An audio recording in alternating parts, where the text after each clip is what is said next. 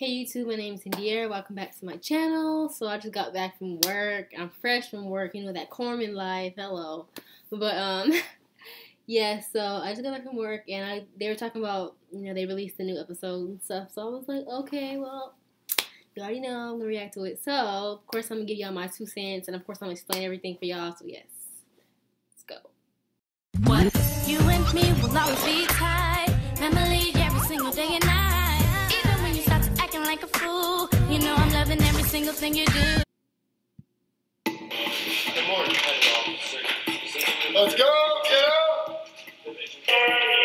Go, how do you rap? You got 15 minutes to make your rap. I wake up every morning and I'm like, I'm really in Navy boot camp. Good morning.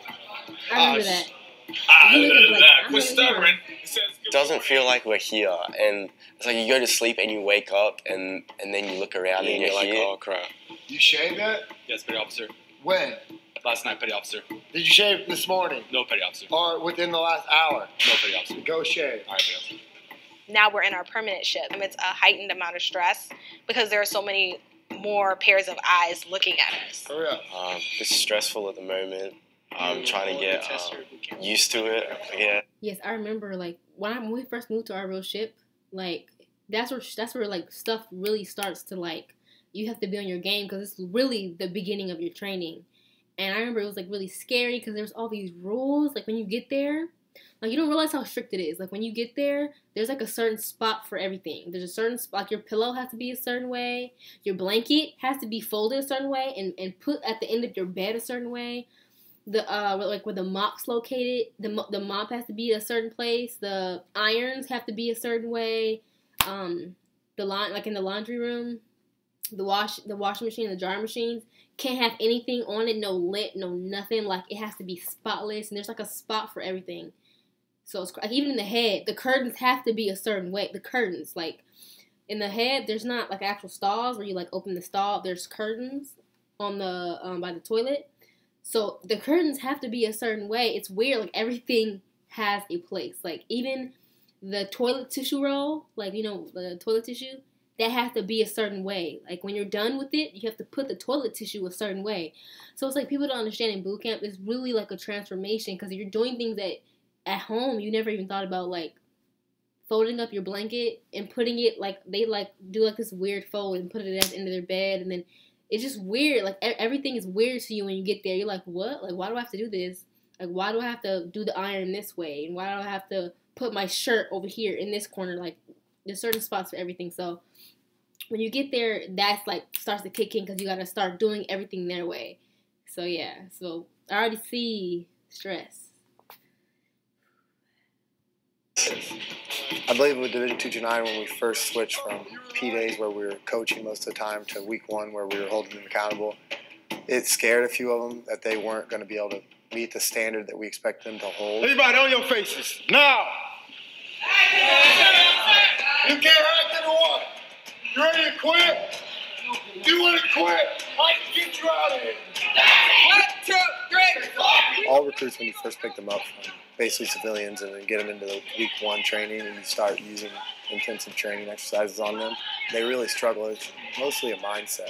When someone's in your face yelling at you, they'll have a hard time doing it. It be rough at first. And they kind of start to quit especially if you don't like practice before you go. If you're not naturally strong. You're not sweating. You're not putting any effort into it. You're just quitting. Close. Exactly. Get over here. It's crazy. What side of the open side of your pillow go to? The open side of the right, petty officer. So why is your pillow backwards? Fix it! See about boot camp, what people don't know is everything, like I was explaining before, everything's really strict. But it's really like super strict because they have people come in and inspect.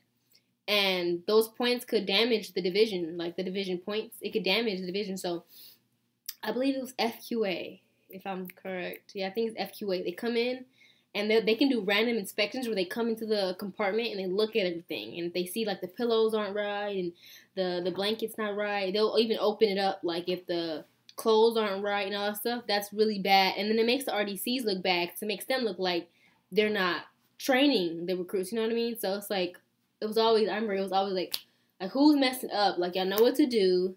y'all know FQA is gonna come in here. They check the head, they check everything. So if everything's not on spot, then that's gonna be bad. Like they're probably gonna get beat, especially if they get like FQA comes in and they're like, oh yeah, like your division really is messing up because they was all messed up. Like I remember we got beat for the males because all the males were messed up, but the females did pretty good.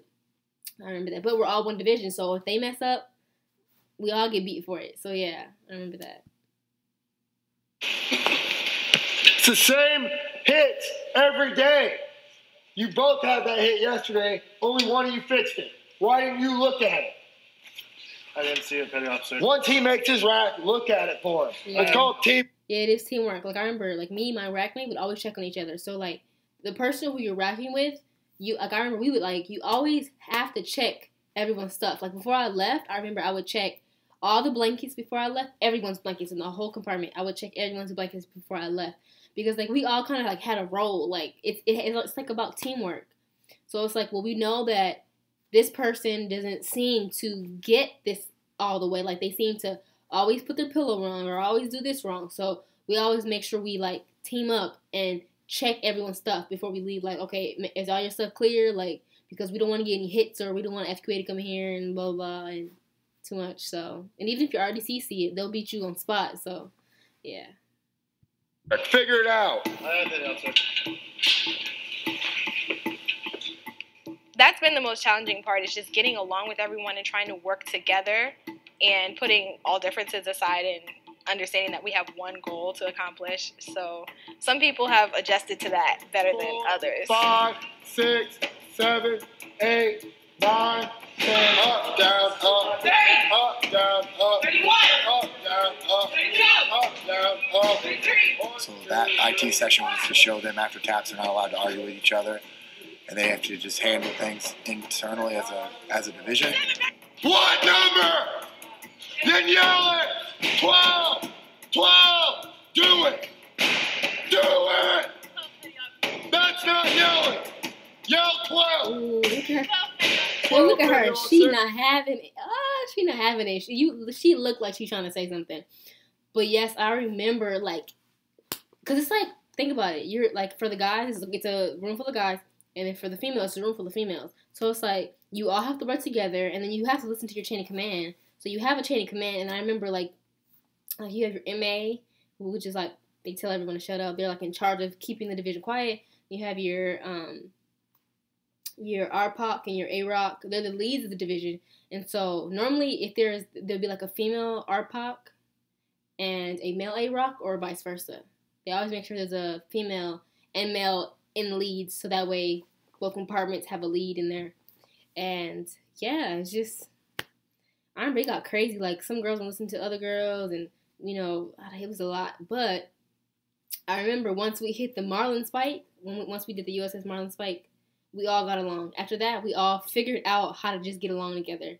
So, and that was like week 6. I'm telling you, it took us forever just to get along. So, I understand this. No one feels sorry for you, Coleman. No one. You want to be a part of this? You want to act like them? You're going to pay for it just like they do. But they can't bring every situation to the RDCs, and also they can't argue with each other like they're still in high school. They need to realize that they're grown women and across the hall men, and they need to handle it amongst one another. Air chairs. I don't want to hear one recruit knocking on my door telling me, see me recruit so-and-so did this. Handle it amongst yourselves like grown women. You understand? When you come to boot camp, it's not just about me as an individual, it's about us as a team. They're not sure who's going to step up and take leadership positions, who's going to help support those leaders. So it's just a forming stage at the very beginning of boot camp where they learn how to come together and work together. 1400, head on spot, same time entry, forward hold on spot. Understand? I'm kind of learning leadership. There's a chain of command in our division. I am a head PO. I clean the bathrooms. I actually enjoy doing it. I actually like to keep it clean. And what I don't enjoy is people not listening to what I tell. So that's when being a team comes into play. That's great. You look clean. I remember I hated cleaning the head. But I'm a germaphobe. But good job, guy. You're doing great. Make sure you only hit, hey, please, in the shower. Oh yeah. Oh my gosh, it's so intense.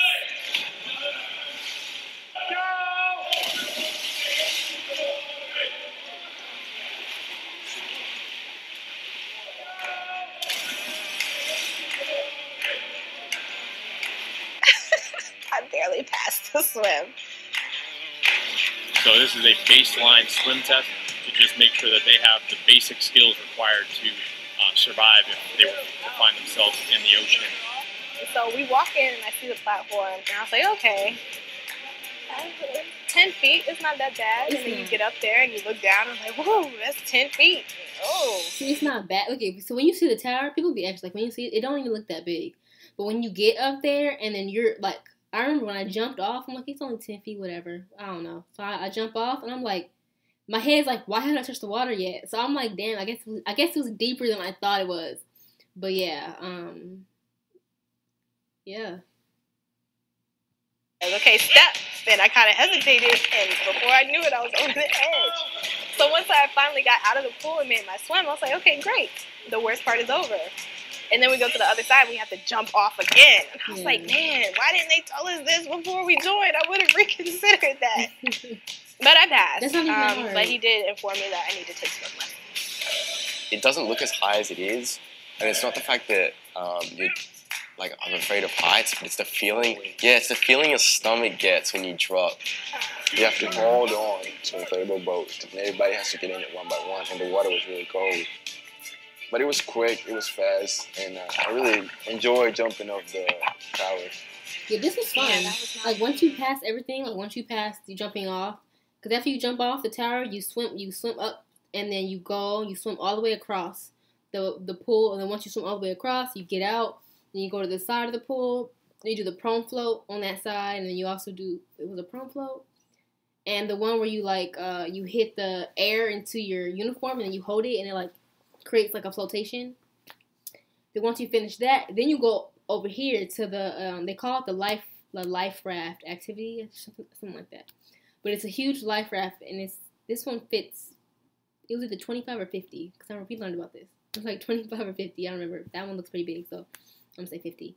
And we jumped two at a time. We had a, vest on. Jump off, you swim, and then you form a chain with the rest of your shipmates.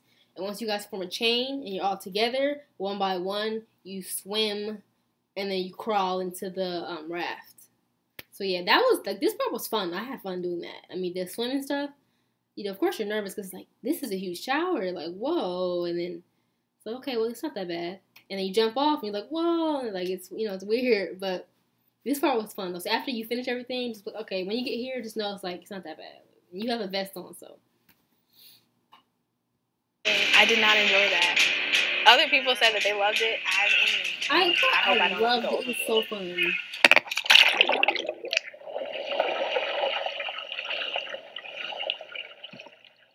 We started off with 79 recruits, and going through the first couple of days, you lose a lot of recruits for medical reasons, for testing reasons, and a lot of times those recruits get processed back into training, so they'll continue on with another division. Dang, they lost recruits fast.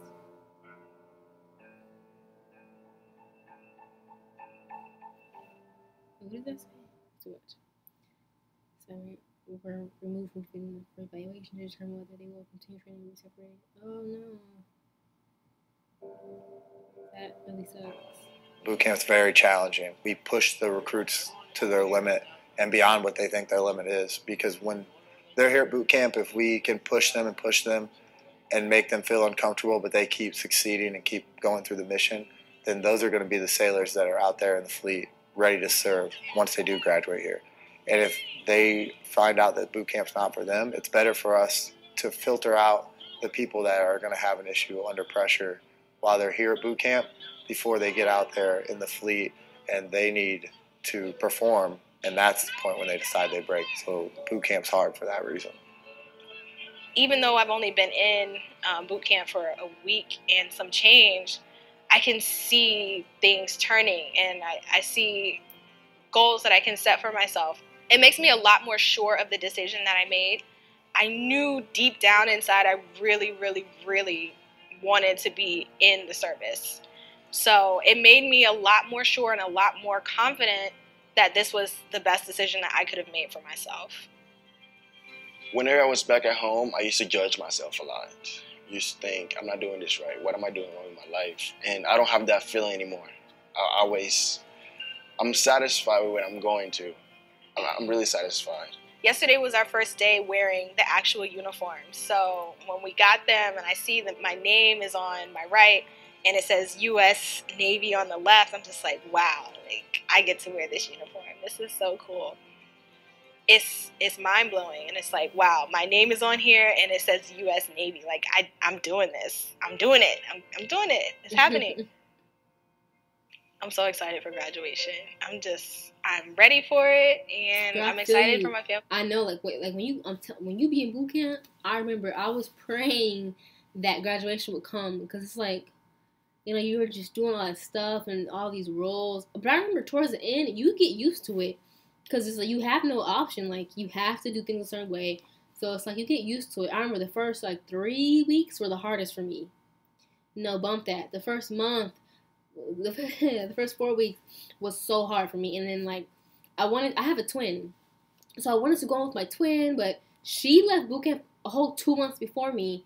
So the day she graduated, 2 days after is the day I started. So I was like, oh my gosh, I really wanted to go on with her. And I remember in there saying oh my gosh, I can't do this. But I was like, nope, my sister already graduated, so I have no other option but to push through. I gotta push through. It was, I feel like it was because of her I was so motivated, because I was like, nope, my sister's already in, I gotta finish. There is no way I'm gonna fail this, because I'm gonna disappoint my mom, I'm gonna disappoint my sister, I'm gonna disappoint my family. And I was like, I don't want to do that. Get here and be like, oh yeah, I couldn't pass boot camp. I didn't want to be like that. So I pushed so hard till I got beat. There were some days where there was definitely a tear down there. I remember, oh my god, if y'all saw my story time, I don't even talk about that. But it's you know what I mean? It's so much pain, and it's especially me, because I didn't work out before I left. So, I did, but I didn't work out like I should have before I left.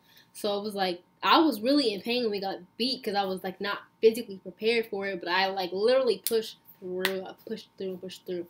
And every day you just wake up. I remember I prayed every night, went to sleep, woke up, start the day. Same thing every day until we got to graduation, and I was so happy. And I was like, oh my gosh, I made it. I pushed through. We passed. We made it. I was so happy. So, y'all, go in with some hope and some motivation, because that's going to help you.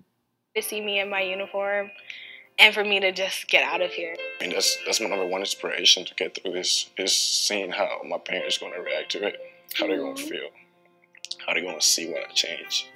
It's making them proud. Can't wait for graduation for one reason. And I feel like it's too long. It's so long away. But it's just knowing that I will make them proud. Oh, that's okay. Well, yeah, I mean, it sucks. That really does suck. But, yep. So, I mean, you'll see that a lot. I remember the first 2 weeks is when I saw a whole bunch of people from our division disappear. We had people from our division go to other divisions, I don't know how. We just had too many people, so they sent them to other divisions. And then people couldn't pass the initial run, so they got sent to another division. And then people, slowly getting separated because of, medical reasons. So, yeah, I don't know how stuff was just popping up, but stuff was popping up and people were slowly being picked off. And so I was like, oh my gosh, I'm scared. I'm people popping up with medical diagnoses and reasons why they can't serve in the Navy. And so I was like, oh my gosh, that was so scary. But I was praying to God that wasn't me, and it wasn't, and I'm here, and I'm cornered, I'm full-fledged up in here. So I'm telling y'all, I am straight, if I can make it, you can make it. And I'm not saying I was a punk or anything. I'm just saying I wasn't physically prepared. So I did it though. It's possible to even go in there and really not be all the way prepared, but still do great. But you have to push yourself. I'm not saying don't work out, because you definitely need to work out. That is a fact. workout. But it's like, you're in there, you're getting beat, you're learning.